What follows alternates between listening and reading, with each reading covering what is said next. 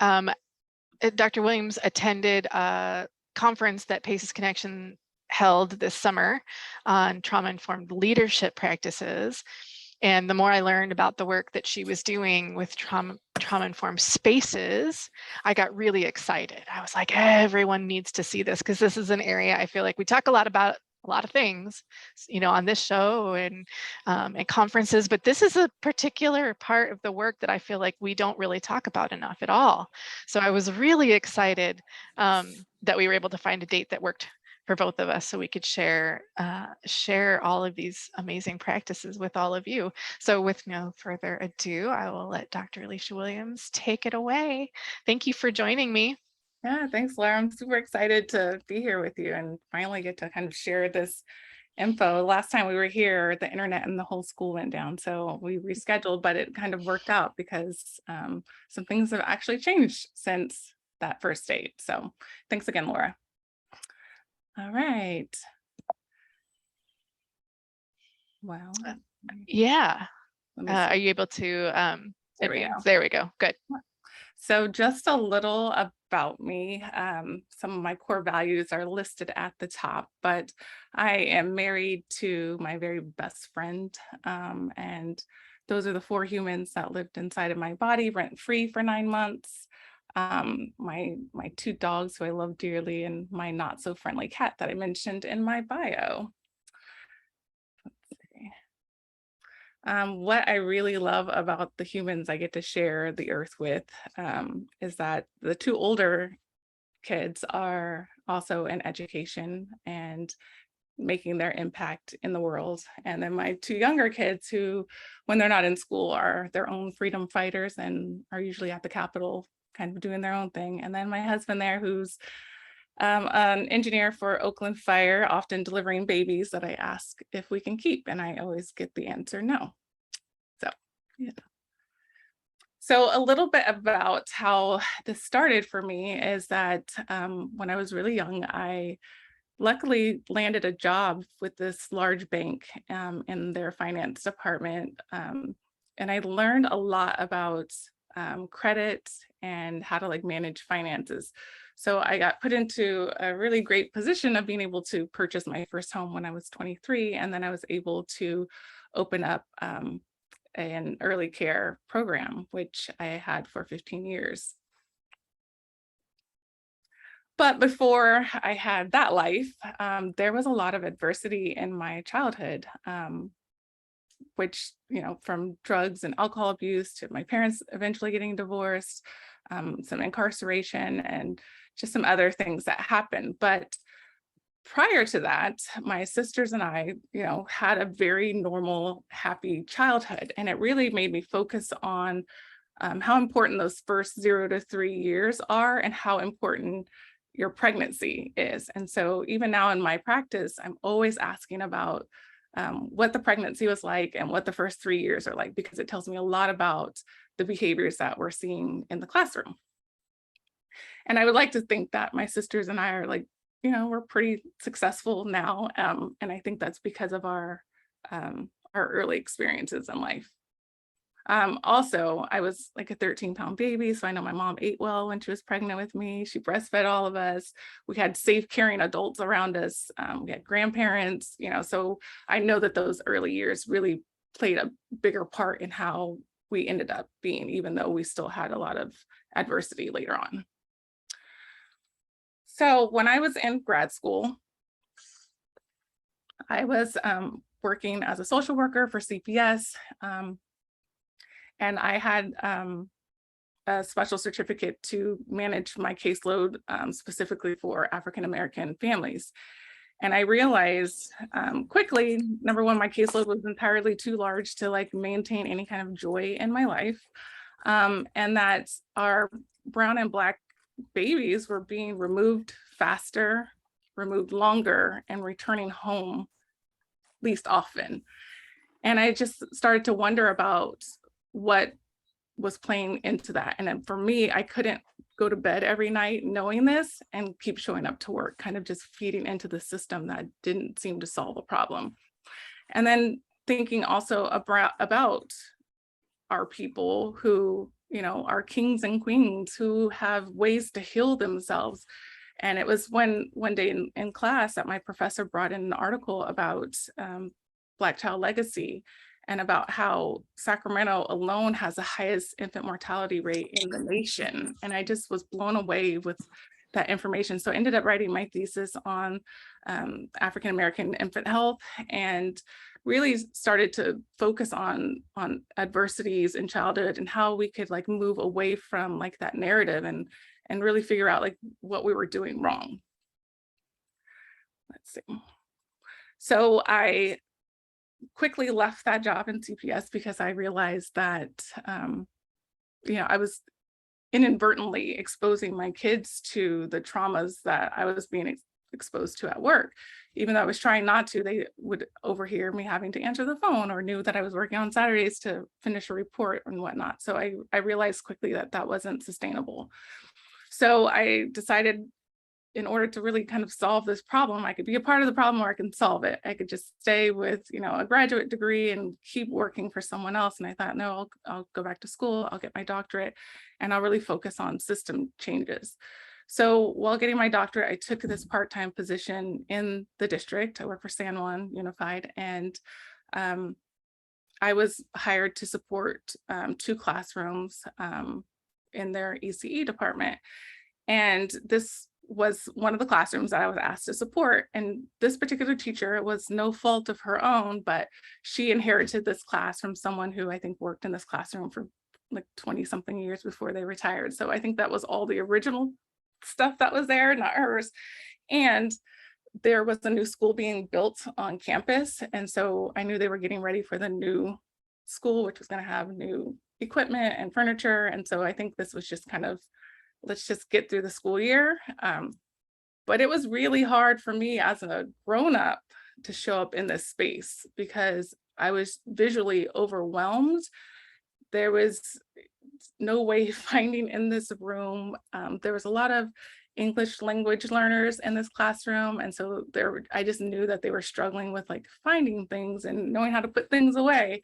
And then it was the brown kids in this class who were being over-identified for needing mental health services or special ed services. And so I thought, well, maybe I can do something different with this classroom.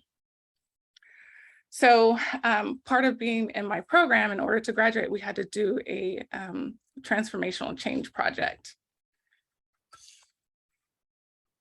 And in this project, you had to look at, from a systems view, what you can identify as a problem and try to figure out how you could solve this problem. And so for me, it was really looking at the environment and how we could use the environment to increase the positive behaviors in the students, stop over referring them for mental health services, and how to really disrupt that preschool to prison pipeline. And that's when I stumbled on that research that Yale University had put out on the 3 Bs. So if you were a boy, you were physically bigger than your peers, and you were Black, that they could see your trajectory for going to prison. And so I thought, well, maybe if we just use the environment, we use an environment rating scale, if we can then, along with also with professional developments on ACEs and trauma, and then changing their environment, if we could see the increases in behavior. And when it was implemented with Fidelity, we saw an increase in behaviors by like 87%, but then also COVID happened right after, so it kind of paused there.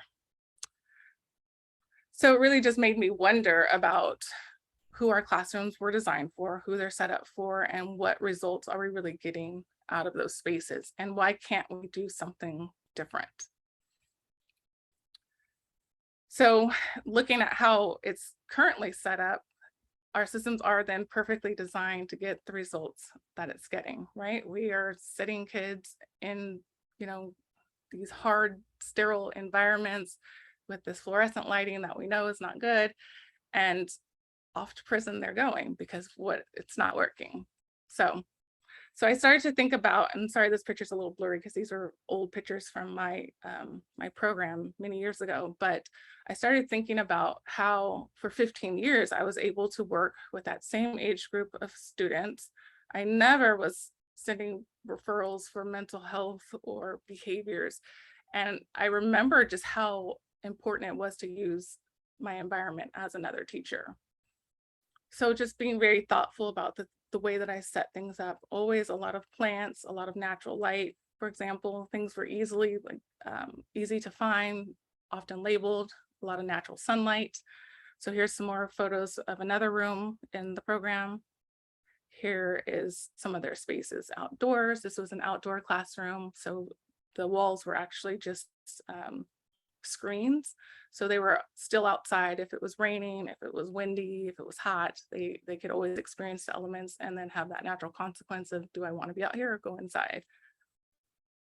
Always had plants, and then always pets, and realized like this, while these were like soft things, and I understood that a lot of people didn't buy in and understand some of these softer skills to have, right? Because it's not a lot of necessarily evidence, but I knew that it worked. So I presented this information. I've been really lucky to work in a district where I've had leaders who understand and value this work. And so I was able to create this position as a trauma coordinator, which is what I do now. And then it's also grown into 2 additional positions. And my goal for this position is that every single one of our schools would have a coordinator on site. And I'm currently getting my postdoctorate certificate in neuroscience and trauma, which wasn't available then. But again, kind of highlighting, I know our state superintendent is really big on this whole, we need a mental health therapist at every single school, but it's like, I don't know that if we do this right, that we need mental health, right? We just need people who understand the science and understand how our brains and bodies are working.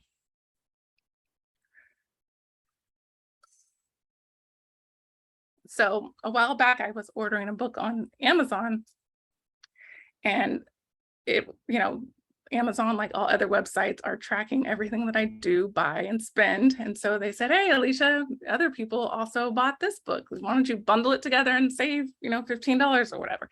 So I clicked, yes, send me the book. And so I got the book a few days later. And so I'm flipping through the book and I'm thinking like, wow, like folks are really getting this now. Like they're talking about this physical and emotional safety, gardening, grounding, yoga, mindfulness, all of the things, animal therapy, music therapy, all of the arts. And then I realized shortly after that this book was written for correctional classrooms. And I thought, wow, like we're focusing now on all the things that we know like humans need in prisons, but we're still not doing it in schools. So thinking back about my project and thinking about like animal therapy, and even now in the district, when we have a crisis, we send out animals after the crisis, when in fact they're so beneficial beforehand, but yet we don't see any animals in our schools anymore. And just the simple act of petting an animal releases or automatically causes you to relax, it lowers your anxiety, provides comfort. And this is just a little girl in a dentist's office who's about to get a shot, who has, like you see her holding onto the dog and onto her chair. So, and then the same thing about plants and about how they really can improve a student's concentration and memory and reduces stress in them. And more importantly, fish, which is just huge for me because of how quickly it can reduce your anxiety and your heart rate, produces a production of endorphins, and increases your overall, improves your well-being and lowers your blood pressure. But yet we don't see them. We'll see them in dentist's office because humans report that going to the dentist is like the most anxiety inducing environment to go into.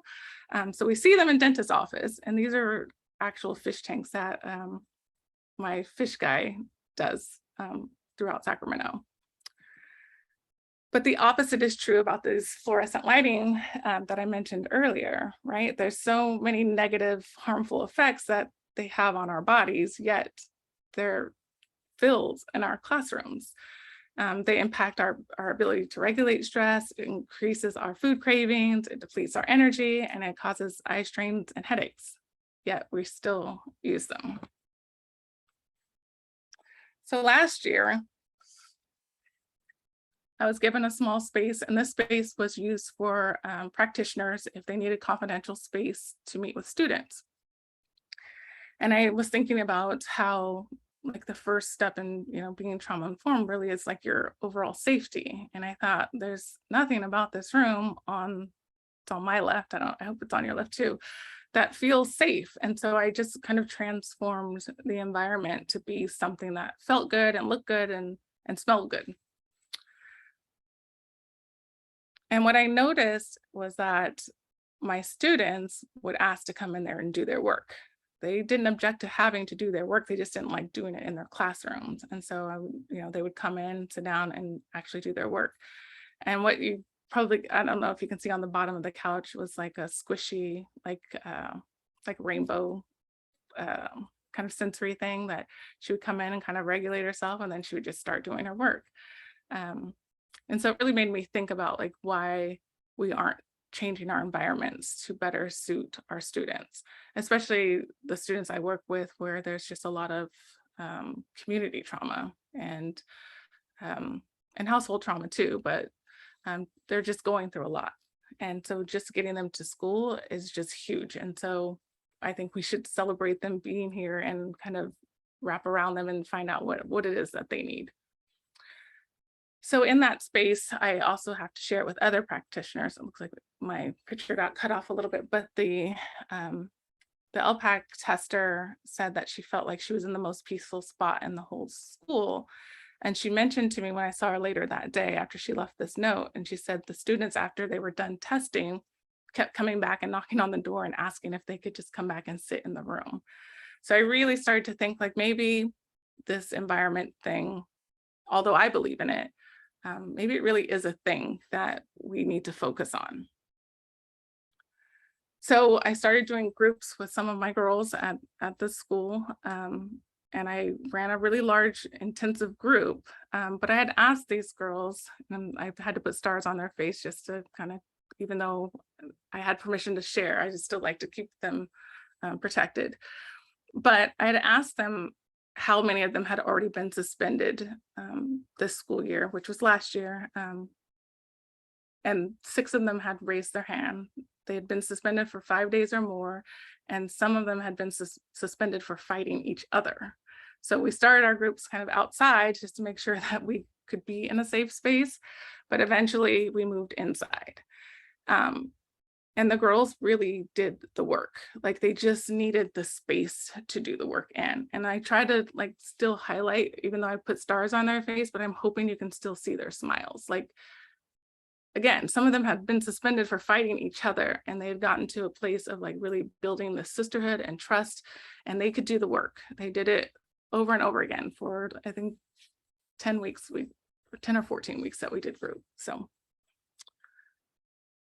So then the same campus, I'm still on this campus, but I moved over to the high school side, and this was a room. I'm so fortunate to work with really great administrators who saw that other space that I did and said, okay, here's another space. How can you transform it? And to also give credit to this space, this room was kind of packed up because they were getting the floors done for summer, but a teacher who was also trying to do a lot of restorative work here had used some grant money and bought lamps and a rug and some chairs for this space. But again, it's kind of packed up here. But then I was able to create this. So we added the fish. And in this particular picture, I did have the fluorescent lighting on just so that you can kind of see kind of the colors and the textures of that room. So there's like a T-bar, the fish, there's a kind of a couch kind of away, and then there's all the furniture in the middle if they are wanting to do circle or anything restorative. Just kind of another view. And this is again that same room, but from a different angle.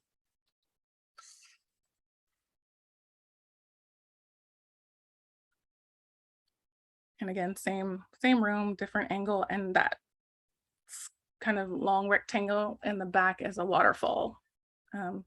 Doesn't look as pretty as it really is in real life, but the nice sound that the water makes, and also what is missing from these photos are the sound of the birds.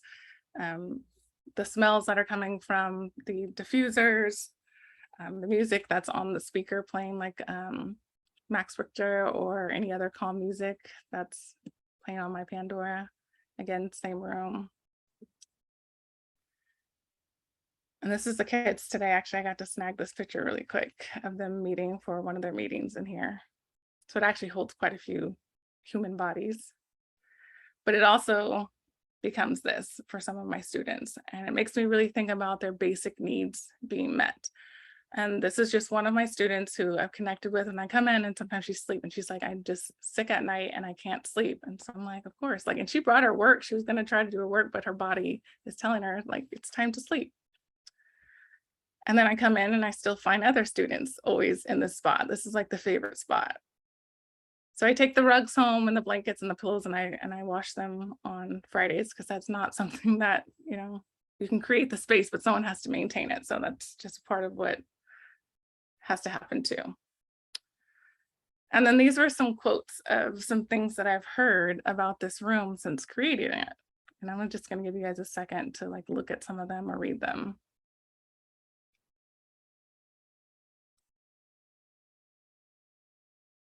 One of them, which really was surprising, are the fish real? I didn't really realize until putting the fish in the spaces that some of my students had never seen a fish in a tank before, right? And these are like high school kids. So it just makes you really think about like who gets to see these things and how beneficial are they, or are they not even? But the two quotes that really stand out the most to me is this one that says, this is a disaster waiting to happen. And the one in the middle that says, you know what, kids go to school here, right? You know, your stuff's going to come up missing. And I remember saying, well, that's a risk I'm willing to take. And nothing has come up missing from any of my students ever. In fact, they just love being in the space. But it also just makes me think about this first slide that I showed earlier, right? If we're already thinking about our students as criminals, then they're headed to the right place then, right? Like the United States has the largest prison population in the world. It's like 1 in 4 humans are incarcerated. And so again, it makes me wonder what we're doing. And since it's clearly not working, I'm willing to take a chance and get in trouble and create these environments to do something different. Not that I think I'm gonna get in trouble, but. So this is one of the doors off of that main room, which is now my office. So this is what it looked like when I received it. Finding space in our district is really, really difficult. So I was really just happy and excited to have a window. So I just created this, and this is the space that you see me sitting in right now. And my lovely fish here. And, you know, I still provide direct service to students and staff. And so having an environment like this just makes them feel so much better when they're having to talk about difficult things. And so I was hoping that it would start to spread and be contagious on this campus. And so this was the psychologist's office, and she said, what would you even do with this? I'm like, well, first of all, we gotta get rid of it all, because that's not working for me visually. I was overwhelmed looking at it. So we had them strip out the room, and I kind of gave her with just a few items, like what my thoughts would be, how I would set it up. And then she did the work. So she created her own beautiful office.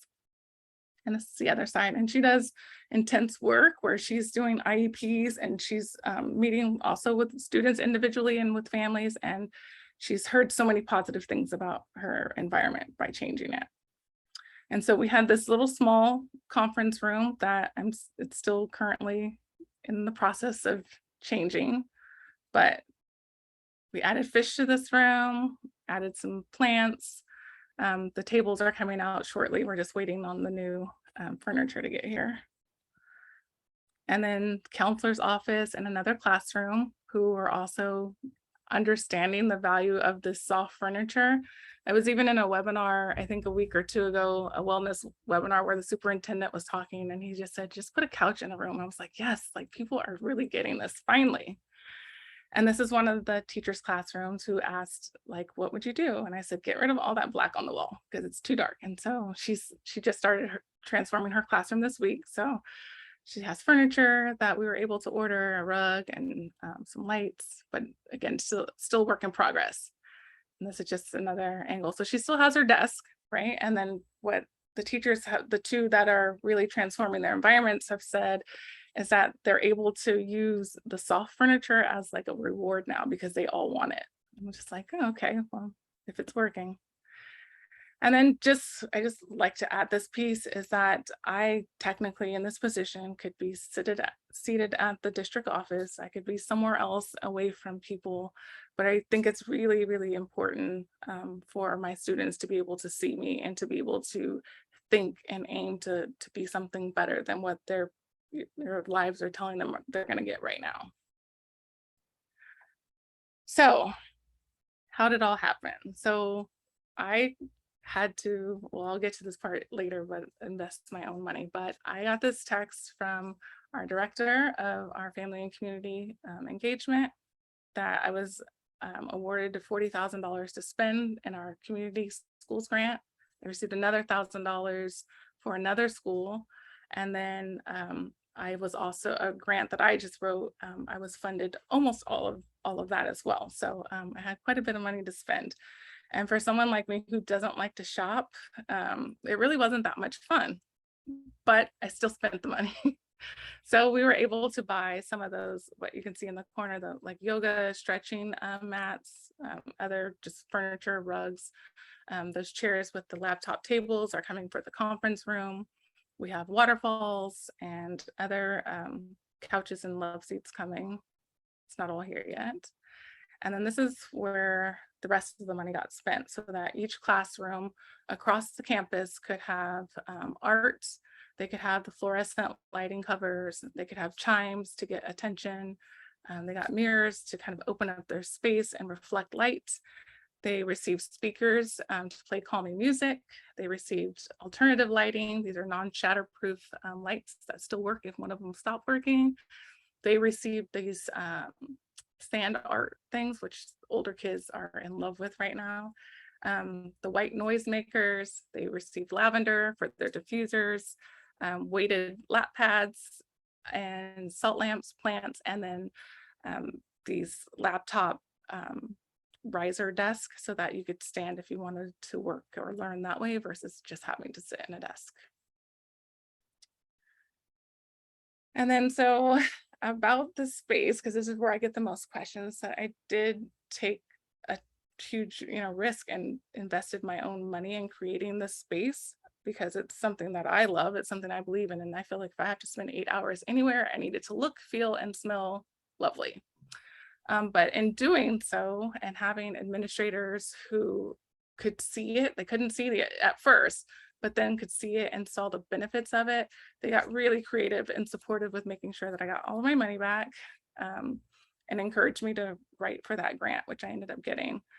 And really realizing for me that getting a space to change isn't me showing up and doing all of the work, but it's coaching and giving some ideas and helping others do the work for them. And it is a skill. Like I wanted to be an interior designer when I was, very young, and my education just took me in another direction, which is great also. So now I'm kind of getting to do both. I'm getting to work in education, but I'm still getting to design the spaces that I really love to do. And this other piece is just my piece. It's like in order to show up and to do this work, I have to take care of myself. I have to do things that bring me complete and utter joy. And right now that's like practicing my charcuterie skills. And it's really focusing on and loving like my plants and my time alone and my crystals. And I unapologetically take this time for myself in order to show up and be happy every day. And so I have a theory, the water bottle theory. So if you create the environment where people want to come fill up their water bottles, you can reach them, you can connect with them, and you can be kind to them. I think that we need to reconnect with nature. And I think that we need to foster care. And I don't mean foster care, but I mean really foster care, because we're going to continue to see behaviors, we're going to continue to see trauma in our schools and in our classrooms. If we don't wrap around like our young pregnant moms or pregnant people in general, to really make sure that our youngest learners are getting the best start to life. And now I'm open for any questions and reflections. I love this. There was one question in the chat before folks put in others. What about diffusers and allergies? I know this has come up when you and I were talking before. So we only use the lavender here. I don't know of any allergies. And the person that I checked with was childcare licensing, if there were any regulations to not use it, and there are not. Now I could see if it were in my classroom and I had a student who was just like, I just don't like that smell or it's bothering me, then I just wouldn't use it. But also I did because some of even the teachers are sensitive to smell, I just let them know, because we did order plants that just putting water in them, it just still moisturizes the air and their plant. So you don't necessarily have to put a scent in there if you don't want to. But aromatherapy is that one, that our sense of smell is the one part of our brain that doesn't need like a to function, right? It immediately goes to our amygdala and can help us recall like memory. So like for me, smell is just really important. Absolutely. Were there any other questions in there? Amy has a question. No, I think the other question was about like funding and how did you get that? And you kind of went through that after that. If the person who asked that still has questions, speak up. But Amy, go ahead. Yes, I'm just reflecting on a comment you made, Dr. Williams, about a teacher you've worked with just recently to revamp her classroom, and she had got some soft furniture in there, and you had mentioned like if kids want to go there as a reward, and you said, well, if that works for her, that's fine. And that made me think about how we also, when we have spaces like this, we also have to have the mindset that this is not a reward, and I'm using air quotes. You can't see that, but this is not a reward. If the child has good behavior or they're meeting expectations, then they get to have this as a reward. Well, that's backwards, right? It probably is that the kids that are having the most difficulty need these calming, regulating strategies. So have you found, Dr. Williams, that you have had to have that conversation with educators that this has to happen before, and then the child will be regulated, not we have to see you regulated and then you get to sit in the fun chair? Right. Great question, Amy. Yeah, and we speak the same language, Amy. So yes, well, so that comment I just heard yesterday. And so it's interesting because again, the items that we ordered are just now starting to come in. There's boxes everywhere. I'm getting like the ugliest eye rolls right now because it's not looking pretty. But another comment too that I heard from a teacher yesterday, she said, you ordered us all the things that we need for our classroom, but that none of us were willing to spend the money on. And I thought, how interesting is that? But more importantly, what we're doing again isn't working, and neither will be using a piece of soft furniture as a reward. Will that work either? But since it just happened, I've been trying to think about like, how am I going to be creative with not getting folks to like shut down with what I'm going to say, but how do I let you know that you can keep doing this and that it's okay and that this is what they need? I hope I'm kind of answering your question, but I feel like you're moving too fast, saying too much, shutting people down too soon will get me nowhere. So I have to be creative with how and when I say the things that I say. Yeah, that's always a delicate balance, isn't it? Jennifer. Yes, hi. I'm really curious on your approach because I just love every single thing you've said.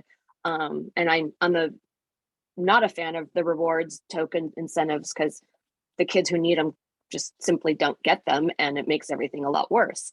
But part of what you were just describing is part of the issue is how do you work with the teachers to inform them of what the research literature, the most updated neuroscience, and why behind what they think they see as quote unquote behaviors, understanding that those are body up systems that they have zero control over, and whether the kids have identified trauma, or many of our kids with developmental delays who are autistic, all kinds of learning disabilities, when we know they have vulnerable nervous systems. And I would almost say right now, so many more kids who aren't even identified, but have very vulnerable nervous systems going through this COVID period of time because of so much uncertainty. And I'm finding it's hard to work with the teachers on all this amazing stuff when they themselves are kind of not doing as well as they could be, that self-care. But when you start to really dive into that science and the understanding of, no, really, the child's not intentionally trying to hurt you. The child is not, trying to destroy your room. The child needs help. The child needs your compassion and your understanding. And I know a lot of people just go, no, they need consequences. So how do you balance that? It is a very delicate balance. I'm going to say that. So I've been creative again in a couple of ways. One is that I've also, while trying to transform certain areas of the school, I've also been trying to transform the areas that the teachers have.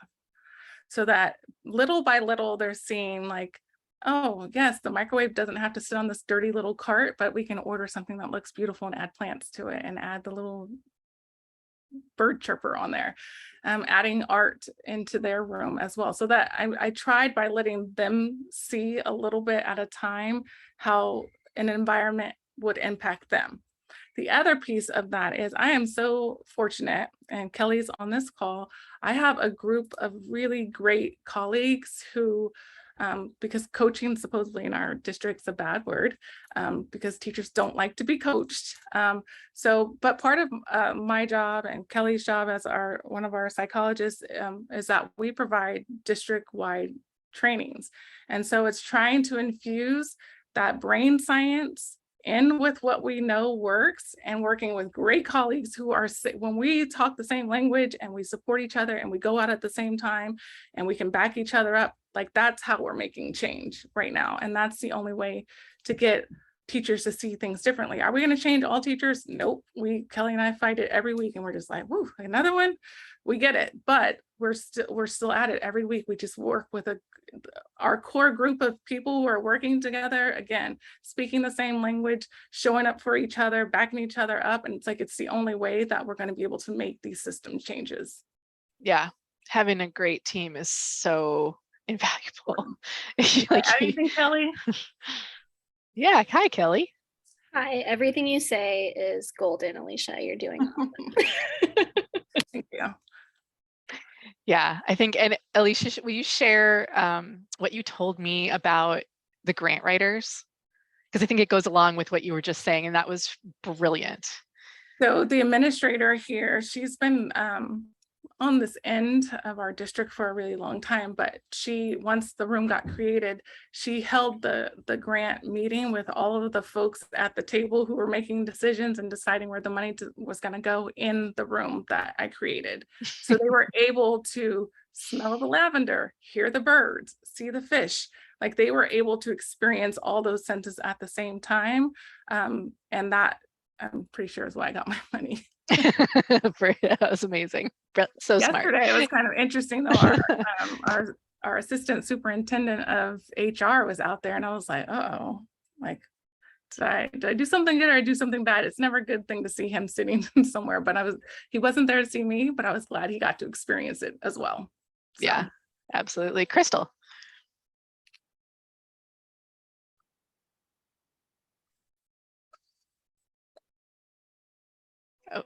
I can. Oh, you're still muted. Oh, there you go. How about now? Oh, yay! There you are. Okay. Hi.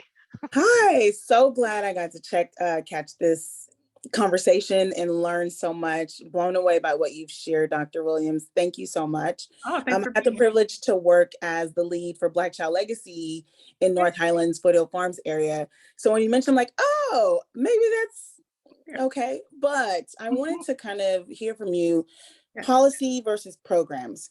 How do we make this a line item in our schools' budgets to really see this? Like, is this kind of where you are? You're building and organizing, like just really, again, getting the coalition of folks who understand this value so that it can resonate to your trustees or to the funding? Like, how do we take it from program to a policy?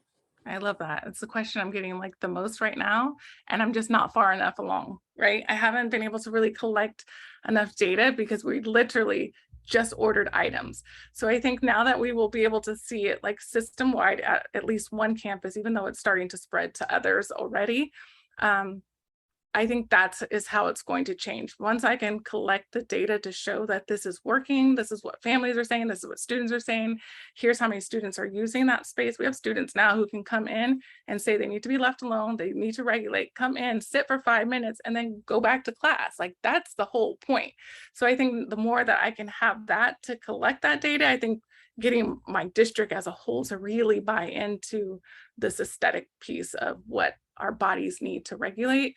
I think that's how it starts. And then it's like, I'm not afraid to like send an email to our state superintendent. I don't know if he's gonna get it, but I'm still gonna send it. But I don't need another mental health therapist on my school. Like, I need some calming spaces to help my students regulate.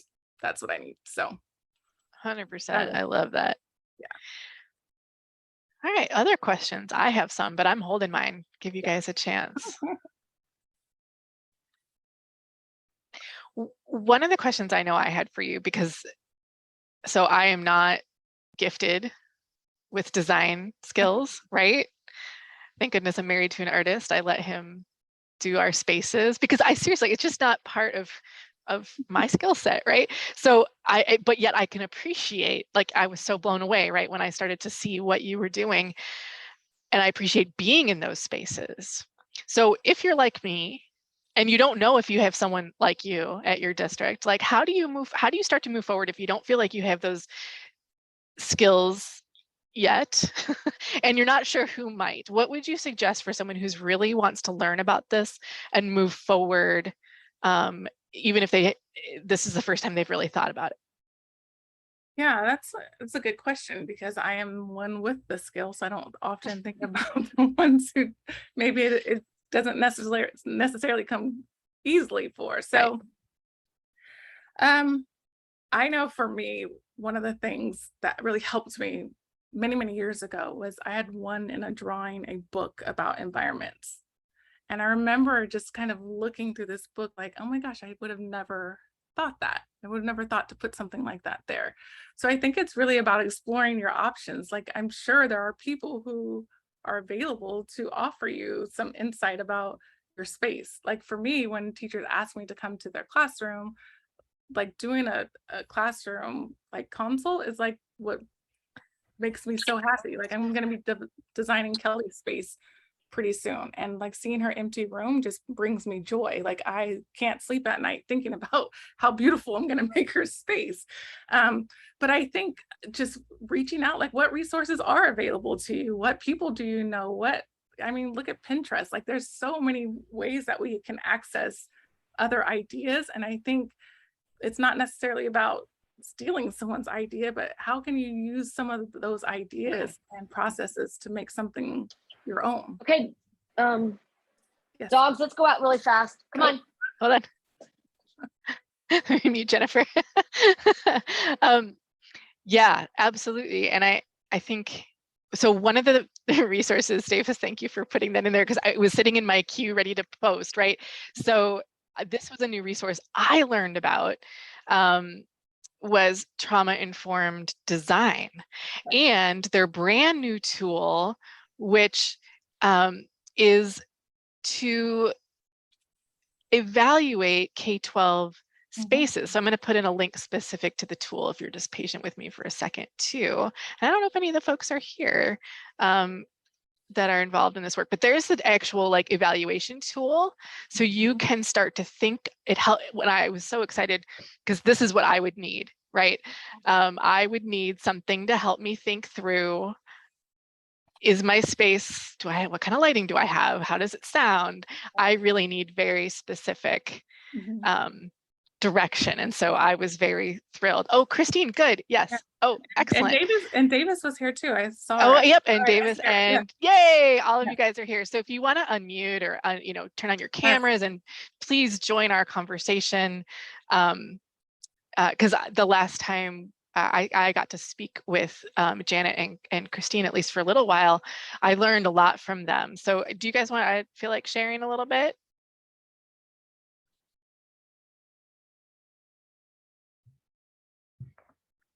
Hi, everybody. I'm Davis Hart, and Alicia and I got to talk a while ago now. And I'm so thrilled with it's just, you're doing magic, which is no surprise because you're a mama. So, I did my PhD on childbirth spaces, and I've transitioned and expanded and blossomed that into 2 different projects. One is the Global Birth Environment Design Network, which is, I loved what you were saying about that early pregnancy experience and the early childhood, as a former early childhood educator myself. So we're kin for sure. And this work is beautiful. You're taking the risks that are needed to do, putting out your own money and creating the spaces that intuitively resonate. And Christine and Janet and I and our Trauma Informed Design Society team really are wanting to fold in more and more. Like it's that tidal wave, right? So we're seeing people getting it, like you're saying. We're building evidence and creating new knowledge for people. And then when people are sitting in the room deciding about a grant, they're like, oh yeah, right, we get it. Let's sign the check. So bravo to you. And we'll have to talk more offline. Yeah, I was so excited to hear it the last time that you guys were here. And I was like, I've talked to them. Like, I wanted to get this going. I just was like, I was telling Laura at the beginning, like, I was just low man at the totem pole. Like, how do I get people to buy into this and believe this? And now I feel like it's really happening. So I'm excited to get to work with you guys again. Absolutely. Yeah. The momentum is going, and the more that we all hear about it and see examples. So the photo is just great. I just want to come visit your spaces. Thank you. I know. Thank you. Thank you for joining in. And I'm so glad you guys are here. And I had the same kind of feeling too. Like, I think some of this is really validating. So I was a teacher in an alternative high school. I was a student in an alternative high school. So my high school in the 80s had couches. Sometimes a teacher would put a desk in the room, but that's only if a kid really wanted a desk. Like, some kids preferred to sit in the desk, but most of our rooms were rugs and couches and beanbag chairs, or you could stand. And the rooms were built to facilitate discussion and conversation around learning, right? The design of our classrooms changed how we interacted with each other. And so even in traditional classroom spaces, I've seen folks try to get creative, like put their desks in a circle or, into like little mini pods, in starting to understand how our space affects our teaching and learning, not just our regulation, right? And I've been in a lot of classroom spaces that are, Alicia, like you pulled up that guide from a corrections school, right? Some alternative spaces have more flexibility because people are just happy that those students are there and in school and aren't too worried. They can add plants or fish or a service dog or couches, because they have more freedom sometimes to expand the boundaries. So a lot of this is very validating and it seems intuitive, right? This is what we know that students need. And I feel like with a lot of the work around trauma-informed schools, the science now, folks like trauma-informed design are validating a lot of what we knew to be true in our hearts, right? And in our experience. But now we actually have more, we have Dr. Bruce Perry telling us, yes, that is actually what happens in your, in your brain, or, we are learning, and it feels good to not just be like, oh yeah, those hippies over there, like doing the fluffy stuff. Yeah, of course they are. But actually having validated research and experience and putting it into practice, like in your school, and having the evaluation design tool, things that really validate this work, so that when superintendents or principals are like, why should I put money towards this? Why should we make these kinds of changes? Because that's what they're going to ask, especially the money question. Why should we make this big shift when when they may perceive that what we have now is working just fine? So this is very exciting. And it does feel like this is the part, like I said in the very beginning, this is the part that's not talked about enough. But it's so important, not just because it looks nice or feels good, but it is actually, when we are putting such a heavy emphasis on regulation in the work right now. There's so much about regulation in the work right now, but how do we do that with our environment? Yeah. How does our environment foster that? Yeah, go ahead. Really quick, too, and I think COVID, right, has really highlighted, really put an X-ray on the fractures in our systems, and we have to do things differently. And I'm sorry, the way that we were doing them isn't working for our kids. It's not working for me. So I'm just willing, again, to just go against the grain here and just say that I'm willing to try something else. Yes. And luckily I have a really loving husband. So if I get fired or something, like, he'll be okay taking care of me. So, I'll stand in the front. You guys just stand behind me and have fun. Kelly. Yeah. Well, to tag off of that, hello. Or you said COVID has really had effects, on our students, but also our staff. And one of the things when I came to the current position that I'm in now, I'm starting my 6th year, I was tasked with this trauma informed. And really, before that, I had 17 years of experience in the schools, and suddenly the science had caught up, to say that you're right. This is why this space and all of this stuff and this reward, punishment, and PBIS is failing, is struggling, because it's all based on and not. So one of the things I did a couple of years ago, I decided to create an oasis space for my staff. It came out of more of my trauma response training, how to go in and help do debriefing. But I wanted to top down get the teachers to understand their own need for and how their space affects them. And so bringing that in, they were like, oh, we need this every day. And luckily the principals caught on, and they took the faculty room and retooled it with couches and mood lighting and smells and all the things. But it caught on because I brought all my stuff in, I brought it all in and transformed these 2 rooms into this space, with soft lighting, with comfortable chairs, with massage, with smells, with plants, with waterfall, everything you're saying, so they could see. And now I'm watching teachers start integrating more and more into their classrooms, even into those calm spaces they're creating. But you still have the ones you have to really guide gently into. Well, when you're forced to go into a space, is it really a calm corner then in a moment, or is it a punishment? Right. So beautiful. I really appreciate your work. This has really been great to see. Thank you. I'm so happy to hear that others are doing the work too. So thank you. Yeah, thank you, Kelly. Cheryl. I just think it drives home too that self-care is not this thing that we do once we get home. It is yoga and mindfulness and things, but regulation is how we keep ourselves in the present. And if we can't do that as adults within the classroom and teach children how to do that, I can't tell you how many classes I've gone and well, we're doing SEL. Like they have their SEL time. I'm like, that's not social emotional learning. You learn it then, but you have to have space in your classroom and procedures in your classroom where you can use that throughout the day.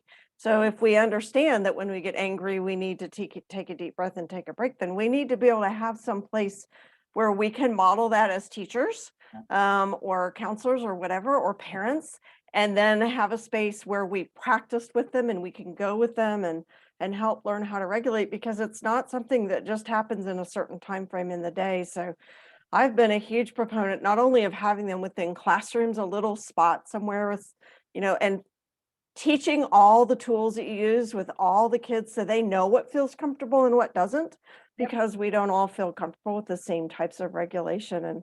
And I agree, there needs to be a spot for teachers, and then also a place where sometimes kids have to get out of that classroom itself. I had a school in Hiawatha, Kansas, middle school, that I did some trauma training with, and they came up with the idea that they would make these little squishy things for very hardcore, they weren't going to break. And they talked to all their students about the different parts of the brain and how they understood if they're, back here, they can't learn here. So all you have to do is pick up this tool. And if you're walking in the halls with that tool, no adult will ever stop you and ask you what you're doing, or they'll understand. And they taught the kids and they practiced, and in that middle school they started implementing that, and their office referrals dropped just massively, like I want to say like 50, 60, 70%. It just dropped down because then the kids finally had a tool. It was exercised throughout the entire school, so it was very consistent. So I think it's just got to come around to that. We all have our own little fidgets that we use to keep ourselves regulated through the day. So it makes sense that we help students learn how to use that too. Yeah, beautiful. Thanks for sharing that. Yeah, I often think about the amount of hours that our students are spending at school, and to go from like one sterile class to the next sterile class to the next sterile class. But yet as adults, right, when we go home, we want things that feel good and are soft and that, that represent who we are. And it's just kind of mind-boggling to me that we're still not doing this quite right, and that we're still, again, folks in the same room talking the same language, but how do we get other folks to see the importance of this? So thank you for sharing. Yeah, thank you, Cheryl. That was really great. Cherry. Hello, everybody. I really appreciate what Cheryl was saying just now, because I was thinking about in my school system about social emotional learning and having it more than be just lip service.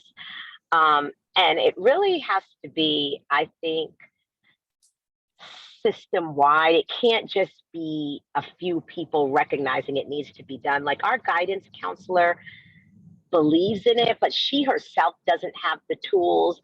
So she talks about it on the morning announcement and goes into classes periodically to discuss it. But like what Cheryl is saying, it can't be once a quarter or something like that. I remember when I first started at the school, I asked her, did she have a SEL curriculum? And she said no. She said she just pulls things together. So she's not getting the support from the school system. She's kind of on her own. And so I can see in our school, once she does what she does, teachers are not practicing that regularly every day. They're not trained in it. So it's never going to be something that's infused throughout the day. And even myself as a trauma-informed educator, I'm a para. I mean, I used to be a teacher, but I can only do so much because I'm not the primary classroom teacher. So I know what I do with my students when I have them, but that's only a small portion of their day. And I float throughout the day.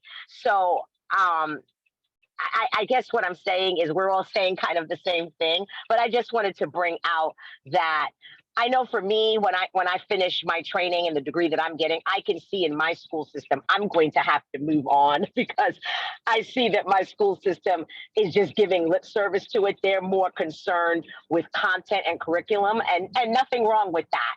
But I want to go to a school system that, like, say, in Baltimore, in Maryland, or say in Howard County, where they're really talking the talk. So sometimes you just have to go where the action is. And I see that that's what I'm going to have to do. Excellent. And when people understand the brain, they'll know that curriculum and academics don't happen until you're regulated. Right, exactly, Cheryl. You stole my Well, words. that's what I keep saying, but it just falls on deaf ears. They want to raise test scores, but they can't see the forest for the trees. Test scores will not go up until suspensions go down when kids are regulated. Yeah. Yeah. Science is showing it. Give it time. It'll get there. Yep. I love it. What other thoughts? And I love this idea of, what are the best strategies to start spreading this beyond, islands of excellence that are amazing, and we need them, especially the more I'm really excited for the San Juan Unified research that's going to come out in 2 years, right? About how much of a dramatic effect this has had. So how, what do people think about the best way to really further this work? Do we start doing tours? Do we start, how do we get the word out there? Yeah. I can do these all the time, but Our communications department is going to come do a little spread, but yeah, I'm interested to hear anyone else's feedback on how others can learn about this work.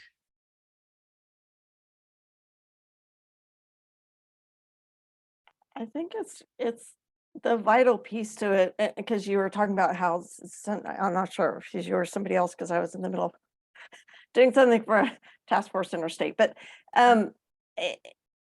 to get past the, oh, this is fluffy, this is nice concept, is to go back and just start with the science. Just start with everything that brain science is showing us now, and making sure the administrators and as people have it needs to be said in terms that they understand it, really, so that they do understand and see that, if we're here, we can't be here, and this is where we need our kids, this is where we need our teachers, and how do we support them? How do we build that safety, belonging regulation so we can hit that competency?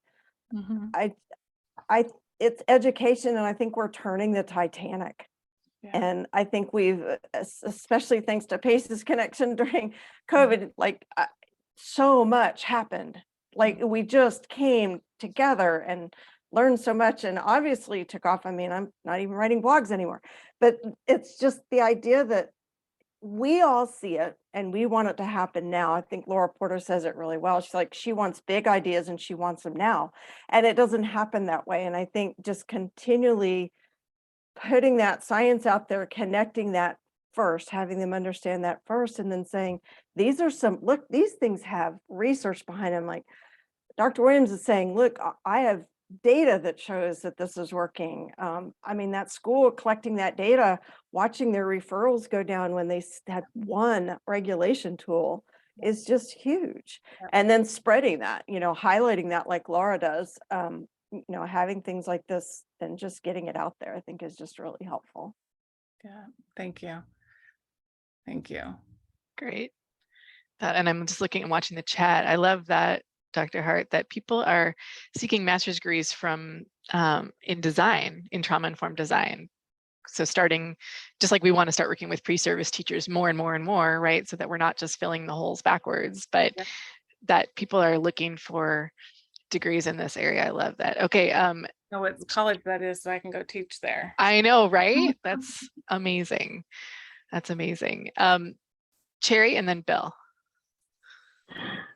I was going to say, in conjunction with what Cheryl said, Maryland, where I live, the governor, who's about to go out, but Governor Hogan put into law, Maryland has a trauma-informed commission, and they started with the science also, and its job is to try to make Maryland a trauma-informed state across all its agencies. And I work with that commission. So they're trying to do work like, say, California, Pennsylvania, Massachusetts, and using the science as well to educate all its different agencies and try to filter it down to different populations, and using science from, say, Dr. Ander and Dr. Sagi in Massachusetts and different ones. So I think it does start with the science, and not like people saying it's not just something nice, but showing that there is brain science behind why people act the way they do and why it affects their behaviors. And, 5 years ago, people didn't know as much as they know now. So I think that the more people talk about it and the more the science is used, I think we'll make some more headway. It's not going to be an overnight thing, but I'm encouraged by the fact that even 2 years ago, it was what we know now was not as well publicized. So that's encouraging. Yes, thank you.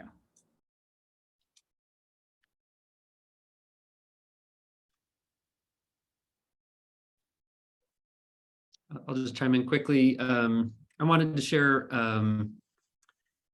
last legislative session in New Mexico, there was a resolution passed that directed the creation of a task force to look at wellness spaces in schools. And that task force has been meeting over the summer into the fall and are preparing some recommendations for their education committee and finance committee to be presented this month.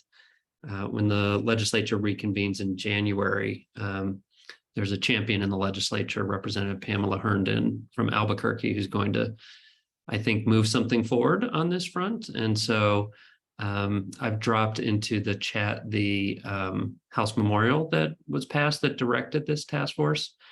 And while I think there are elements of it that aren't exactly the frame that all of us would bring to the conversation, there is value in elevating this to the policy level. And I will credit educators in Albuquerque Public Schools, and particularly a teachers co-chairing the task force, who I think brought this strategy to the attention of a state legislator who conducted a visit and then said this is something that all children deserve. So they're looking at a scaling approach over time. So it's not all in all at once, but an example of to your question, Laura, on how you take these centers of excellence, these high quality things happening in schools around the country, and bring them to scale, something to consider and look at. I really appreciate that. That's great to know. And I clicked on your link. I'm looking forward to diving into that. And along the same lines, what Janet mentioned, that the governor of Massachusetts has been looking at adding trauma-informed design to the state RFPs. Like, those are great examples of ways that we can kind of infuse it into policy so that it becomes more common in practice. I really appreciate that. Thank you.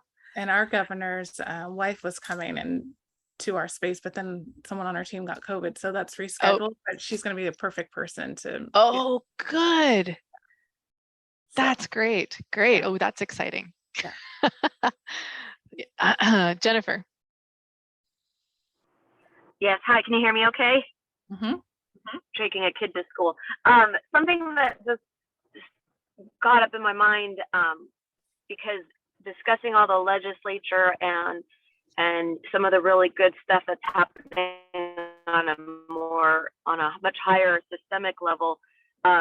But the concern that I still always get back to is because of the misunderstanding, because of not being understanding of the science and not actually being educated from whether it be the administrators at the superintendent level down to each district, down to the para.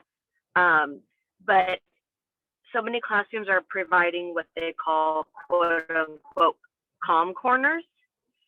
And that's a great thing if you're actually informed about why one of these, I work with the Alliance Against Seclusion and Restraint, and the whole idea of seclusion and how that looks is just definitely different depending on your level of understanding about trauma and develop. I mean, it again, you know, we always talk about a lot about the disabilities, but this is for any used in the way that it can be used, where the child is told to go to the calming corner and research that that's just not possible. Does anybody have any creative ideas of how we can continue? You know, it's great to have that safe space, but we need to really allow kids to access it on their own and not in this punitive go over there to calm down. I don't know. It's such the balance, because yes, great for, you know, in classrooms, but it's just being used too often in a really harmful way. Yeah, that's a great point. And Alicia, can you talk a little bit about that kind of, I guess there's two things, you know, the calming corners versus calming therapeutic spaces, and that kind of, okay, you know, now we're sending you to the peace corner. Well, Jennifer said it really well, right? That folks who will have this corner saying that, oh, I'm doing something for my students because now they get to go. But if you're calling a student out and you are embarrassing them or putting that attention on them for going, then it's not serving its purpose. In fact, you're causing more harm. So having a corner, or Kelly and I have worked even with a teacher who says, oh yeah, I've created this calming space, and it's a desk facing a wall, secluded from the peers. I'm just like, that's not at all what this was intended for. And that's why I specifically have tried to get away from the whole corner idea, and that it should be a whole classroom transformation. Your entire room should be able to regulate a student when needed, and it shouldn't be just when, and definitely shouldn't be used for like punitive ways. But that's where we have to start shifting mindset with teachers, right? And what they're doing and kind of trying to control in their classrooms. Haha, the C word, control. Yes, absolutely. I love that. I love that. Yeah, because I've thought about that a lot, especially the more I learned about what you're doing and trauma-informed design as a whole, because I have seen, you know, some regulation spaces, calm corners, or, you know, like that are functioning well, and the teacher does it well because they know how it should be used. But it always seemed like it would be better, kind of what you just said, like that it's the whole classroom can regulate a student as needed. Cherry. And I know with my kids, I started the school year with teaching them that how to recognize when they're feeling dysregulated, that there are physiological feelings they feel when they don't feel good, when they're upset. Your stomach hurts, your head hurts, your heart starts beating, you feel like you're breaking out in a sweat. All of these things for you to recognize that I don't feel good. And it's okay to say, Ms. Price, I'm not having a good day. I need a break. I'm a para, so I'm able to take a kid for a walk, take them to the side of the room, do whatever, so that they get in the practice of being able to recognize not me sending them somewhere, but them saying to me, I need a break, because that's a skill they need to learn, right? So that it's not punitive. They're taking control of the fact that they need a timeout, so to speak. And that's working really well. Sometimes they need a drink of water. I need to go to the bathroom. I need to take a few deep breaths. Whatever the case may be. And that's been helping. And these are kindergartners, helping them from having that meltdown. And I always end up saying to them, I'm really proud of you that you noticed that you were heading to a place that we don't want you to go. And this is only October. Now, we've had a couple meltdowns, but not as many as, say, last year. And so that's important to start teaching that kids that early. So again, I am not the primary teacher, so I haven't had the ability to create calming spaces. I'm working on that though. But if I can't do better, then teaching them how to recognize when that stress response is coming. That's very important. Yeah, it gives them agency, right? And agency is huge. Absolutely. In that. Yeah. Yep, that's really important. And I think, I know I've talked about this before, you know, my own son, you know, when he went from with a, you know, IEP designation of SED, he went from a non-trauma informed, really rigid traditional school where he was suspended like every week, right, to a very trauma informed high school. It was those things that Cherry just mentioned, where he could get up and get a drink of water, he could take a walk around the quad, he could go find his favorite person, you know, not disruptively, but you know, we've been working with him for a very long time to recognize his own signs, but he was in a space where he wasn't allowed to activate on them. Yeah. So being in a space where it was this different sense of power sharing, right?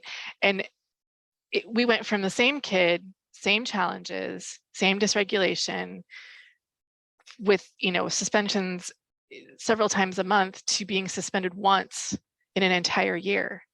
And all that changed, you know, same exact kid, was his environment and the ideas around agency, choice, power, you know, being able to regulate, recognizing that regulation is important, right? And how the space was designed. All of those things meant that, I mean, that was drastic. You know, we're talking about, you know, 15 suspensions versus 1. Right. Right. And that's all the change that happened, right? It doesn't seem like that didn't cost any money, really. Unfortunately, I have to pay for that in private school for my kids. And we've talked about like Waldorf just because of their ability to be able to grow food and to be around animals all day and to play music and to have the freedom to, yes, get up and get a drink of water or go for a walk and to be physically moving all day long. And it's like, and I don't deal with behaviors because of that. But unfortunately, in some of our public schools, we don't get to have, you know, those same freedoms. But I think if we move towards being more trauma informed, then we will see that this is going to be, we're being proactive and in changing the trajectory for our students. 100%, I agree. I couldn't say it better. I believe that as well. Any last thoughts with our last few minutes that we have together today?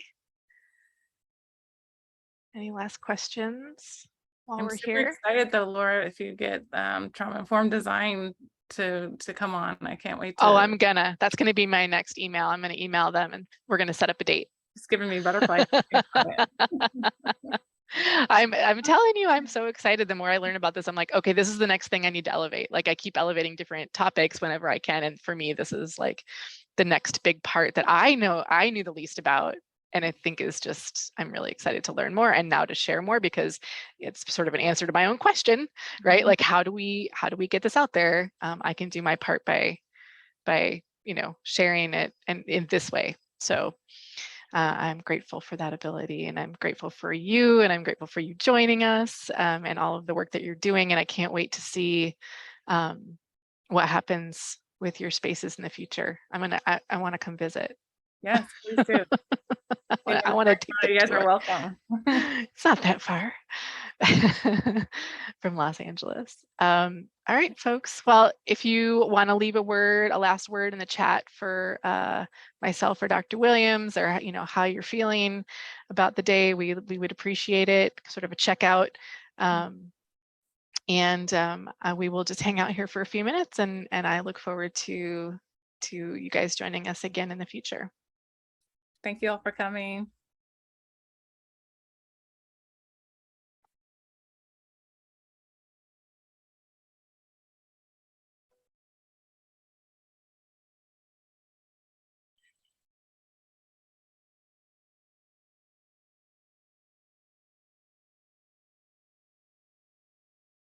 Thanks, guys. Yeah, thanks. It was nice to see you, Cherry.